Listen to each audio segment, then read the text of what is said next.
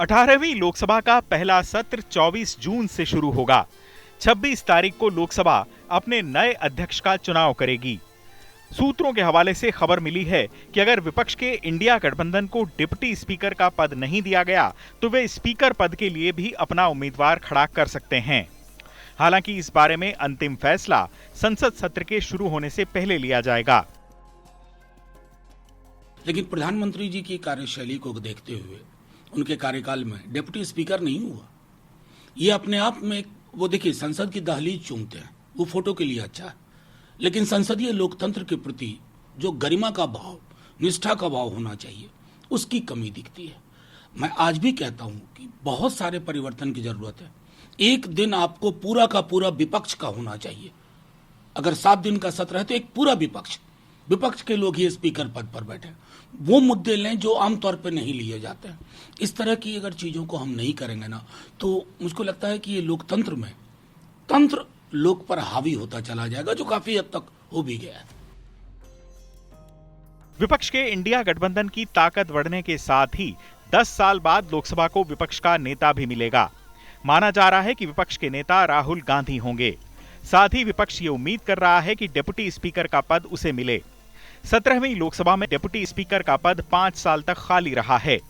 आमतौर पर deputy speaker का पद विपक्ष को ही दिया जाता है। अब इंडिया गठबंधन सरकार पर इसी बात का दबाव भी बनाएगा। माना जा रहा है कि सरकार की मंशा ओम बिड़ला को दोबारा लोकसभा अध्यक्ष बनाने की है। चंद्रबाबू नायडू की टीडीपी और नीतीश कुमार की जेडीयू भी स्पीकर का पद चाहती थीं, लेकिन अब ये पार्टियां बीजेपी की बात मानने के लिए तैयार दिख रही हैं। देखिए, स्पीकर का पद सदन का सबसे ज़्यादा मर्यादित पद होता है और जो रूलिंग पार्टी है पहला अधिकार उसी का होता है उस पद के लिए।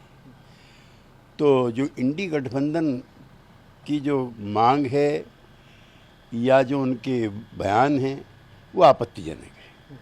भारतीय जनता पार्टी या एनडीए गठबंधन का पहला हक उस पद पर है और हमारी पार्टी का मानना है कि भारतीय जनता पार्टी गठबंधन की बड़ी पार्टी है, वो उसका अधिकार पहले है, इसलिए इस पर की गई कवायद बेकार है।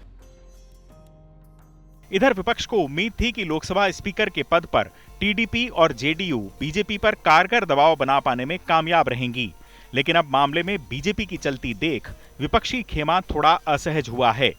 विपक्ष का मानना है कि टीडीपी और जेडीयू को स्पीकर का पद मिलने की स्थिति संविधान और लोकतंत्र के हित में रहती।